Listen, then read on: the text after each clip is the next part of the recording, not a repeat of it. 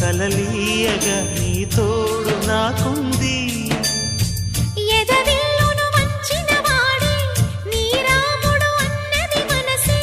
గుడి తలుపులు తీయక ముందే వరమిచ్చెను దేవత ఎదురై,